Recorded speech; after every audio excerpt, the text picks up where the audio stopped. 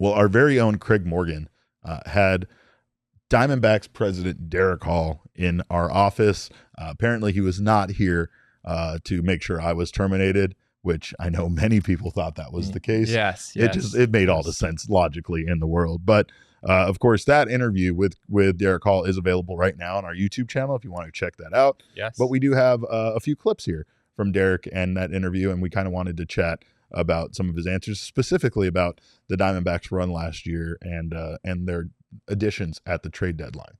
Yeah, let's go ahead, and there's a lot of good stuff in this interview. I will quickly plug that we don't have this clip to show today, but you all should go watch it for honestly just this reason alone. Derrick Hall did do a brief Ken Kendrick impersonation. Yes. And a Vin Scully, by the way. Vin Scully, yes. Worth the price of admission alone. Worth the price of admission. So we don't have that, but you should go check it out so that you can see that. And this is a teaser for that, but we're telling you that because we want to entice you to go watch the whole interview. But that was pretty amazing. But yes, this is we'll start with the first one here. This is Derrick Hall talking about the trade deadline last year and what was a very difficult decision at the time to push in the chips and go make the moves that the Diamondbacks did.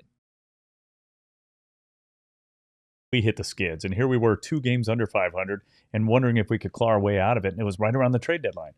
And, Hazen and I had several conversations, and Mike's like, I completely understand if you don't want to do anything with this team the way we're playing. And we all thought, no, we're going to do it.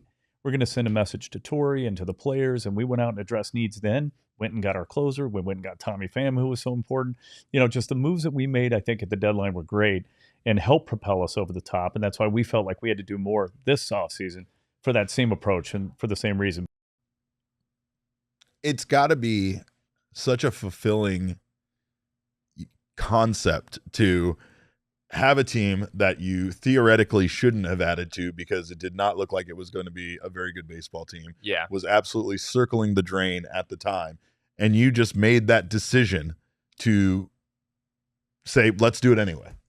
And then the results were what the results were, and this team ends up making it all the way to the World Series. Like that. Yeah. I can only imagine how much, like, even if you're not patting yourself on the back in meetings and such, there's got to be those moments where you just look in the mirror and go, God damn it, that was the right decision. Like, that was I'm so glad that we trusted our instincts and decided to add to this team at that moment, despite the fact that everything historically would probably tell you that team is not worth you making those moves at that time for.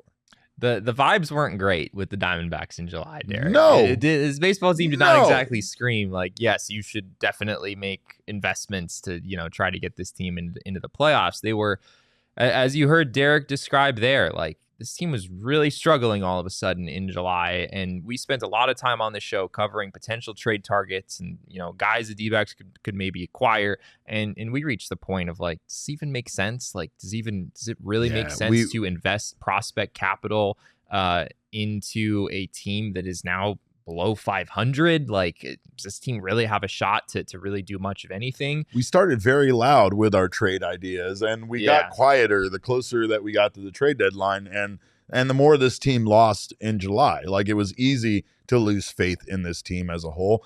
Not to mention the fact that you also had Mike Hazen at the time talking about not trading prospects and not wanting to get away, like kind of wanting to move some pieces that were from the major league roster and make this team better. Going that route, and that just didn't even seem very likely, and yet they still were able to pull off the trades they did and improve this team and somehow miraculously make it as far as they did. Yeah, I mean, it's the right call. It's the right call for the D-backs to do that. In retrospect, if they don't push in the chips, I mean, it goes without saying. D-backs don't make the playoffs, they don't make the World Series, right? And the ramifications of that are enormous, because think about why the D-backs were able to invest in Jordan Montgomery, why they were able to be as aggressive as they were this offseason.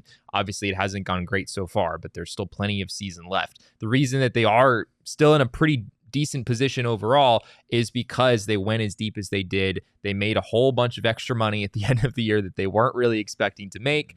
And yeah, like I said, the ramifications of that are, potentially going to be felt for a long time here. So it's amazing how that one decision to push in the chips, the impact is huge. The ramifications might be felt this trade deadline as well, not just for this team, but all throughout Major League Baseball. We talked about how last year the trade deadline pieces weren't moving, trades weren't getting accomplished. And part of that was because what the Phillies had done the year prior with just sneaking into the playoffs and then their team making it as far as they did. And now you've had that amplified by the Diamondbacks doing it essentially a second year in the row as the final team to make it into the playoffs and make it as far as they did. You're going to have teams that are hovering right around 500 and are even below 500 that might still think they have a shot when the trade deadline comes around. It's going to impact the way that certain GMs and certain teams run their organizations because they're going to believe they still have the pieces or they still have a shot at making a run in the playoffs. And honestly, when you get there, as long as you get there, anything can happen. Anything can happen. And I think the Diamondbacks, of course, knew that last year. But I don't think, according to what we're going to hear from Derrick Hall, that the belief there was that this team was going to make it to the World Series. Understandably so. We were doing the exact same thing on this show where we were saying, like, hey, it would just be great if they got in. Hey, it would be great for these young guys to get some experience in the postseason and just be able to have much like the way with some of the younger players, the Diamondbacks kind of called them in, towards the end of the season so that they could get their feet wet in Major League Baseball before having their true rookie year the next year. Corbin Carroll, obviously, had some pretty good results when it came to that. This, though, from Derrick Hall, I think is kind of what some of us were feeling. And I think this is the clip. I might be setting this up wrong. No, we'll go to the one where Derrick Hall is talking about the D-backs postseason run. And I love his candor as he's talking about it. We can all feel it. This is what he had to say. Just backing our way in, barely getting in. And then I thought, okay, we're going to go to Milwaukee. We're going to face Peralta and Burns. It's going to be tough, but it's going to be great experience for that young team. They're going to lose, but it'll be all right. They sweep them. Now we're going to LA. Well, we know how we play against LA. All right. This is going to be even better experience, right? They just beat Milwaukee, but we're going to go there. And if we lose, that's all right. It was a good experience. And we sweep them. And it's, wow. Well, now we got to play Philly. And so we go to Philly. Of course, we drop the first two. We come back. We didn't even things up, but we kept ourselves in it, went back to Philly, and you have to win 7 and 8. Or 6 and 7. I mean, what are the chances of winning games 6 and 7 in Philadelphia? And that's one of the most hostile places I've ever been. And to their credit, and we pulled that off. In every sport, by the way. In every sport, true, not just baseball. Yeah. And then to be on that stage, Craig, that's what you dream of, and to have that trophy. I was numb, and I remember thinking, this is what this is what you want, right? You want the World Series trophy, of course, more so. But to be in Philadelphia and to hear this little hum of boos before they all left, the fans just booing us on stage and watching the smiles on those guys' faces and the hugs, and then going back to the hotel where the families were all there and we had this little party ready to go. I'm on a bus going back, and I tell my wife, why don't you go in? I'll meet you in the ballroom in a little bit. I'll be right there. And I went up to my hotel room, walked in the dark, sat down on the couch, and just started bawling. Like, this is unbelievable. And then, please, can we win the World Series? But anyway, it was just great being there.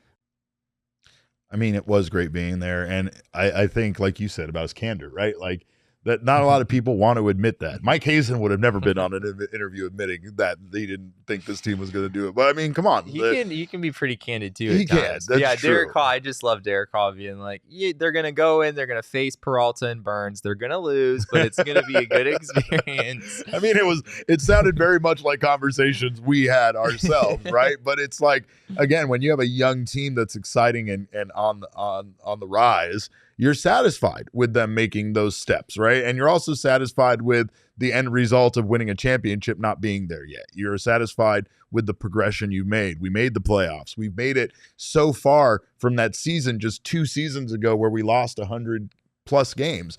And 110. And to be where you're at now has to just feel good just to make it to the postseason, right? But then the team does what it does. And, of course, a huge part of that is Torey Lovullo.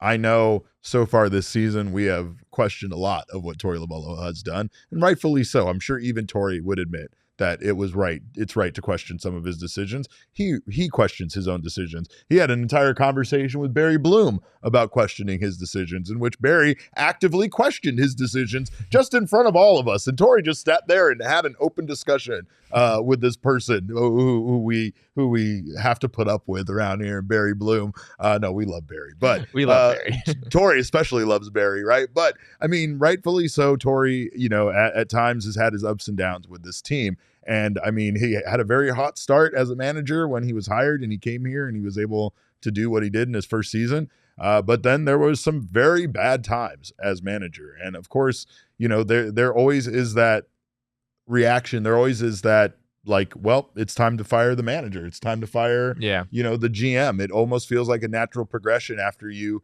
lose 110 games to just kind of clean house and change direction. And the Diamondbacks, they didn't do that.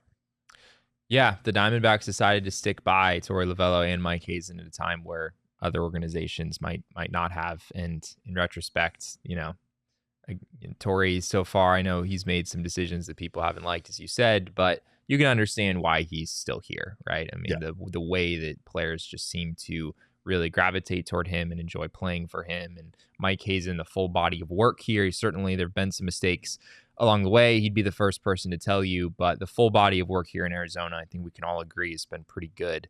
And yeah, here is Derrick Hall talking about standing by Torey, standing by you know, some of the guys at the helm here when times were tough. We had a terrible year on the field at the big league level, but you get a sense of who Torey is. And Torey Lovullo is such a great man and great manager, but it's because he's such a good man. And he's got a huge heart, and he cares so much for his players, and they love him. Again, I said, like my father, going through a wall, those players would go through a wall for Torey because he's honest, he communicates, he's vulnerable. He's not afraid to use the word love. I mean, you know, the first day of spring training, even that bad year was, and after the bad year, you need to love each other. And I love you. And you have to, you know, you're going to have disagreements. You're going to have arguments. First day of spring training, every team thinks they're going to win. And they all say the same thing. But his is just a little different, right? It's heartfelt. You believe him. And you want to love this guy. And you want to play hard for him. And we just felt that way. We thought we could turn it around. We thought we were knocking on the door. And at the end of that 22 year, you know, we saw something, right? The fans, it was that next year, the fans were really excited about the product and about the young guys coming up. When they saw, at the time it was Varsho, but it was Carroll and it was McCarthy and it was Thomas. And there was so much excitement, even though we were still losing and we had a bad record. It really carried over. That momentum carried over. And at the end of that year, I had more of my counterparts at the owners' meetings come up to me and say, we hated playing you guys. I just want to tell you, our team does not like playing you.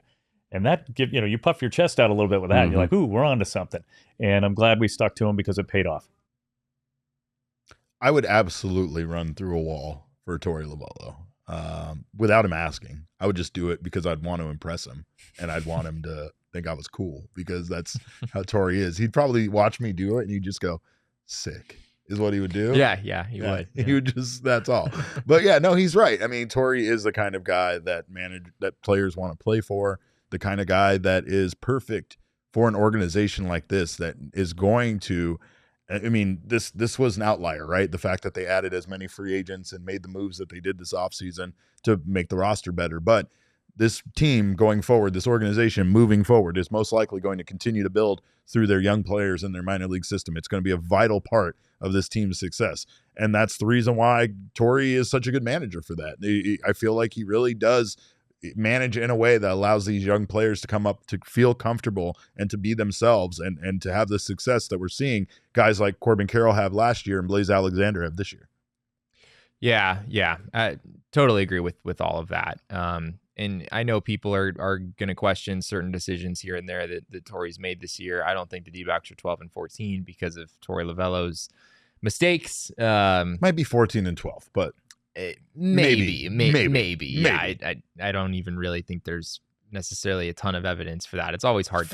Always hard to because it's easy to nitpick and say like, well, if you would have done this, it would have gone better. Yeah. Well, how do you know, right? If you have Lourdes and Cattell in yesterday's game, how do you know Lourdes and Cattell don't go 0 for 4, 0 for 5, and don't have themselves a good day either, right? Yeah. It's a little easier to understand the loss if those guys are in there and that happens. But without them, there's always the unknown of being able to question it and say, well, there's this alternate reality where we won that game because you put those guys in there.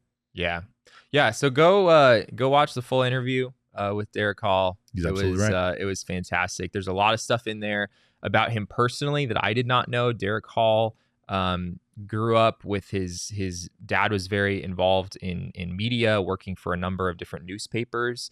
Derrick Hall went to Cronkite and has a journalism background, which is something I did not know.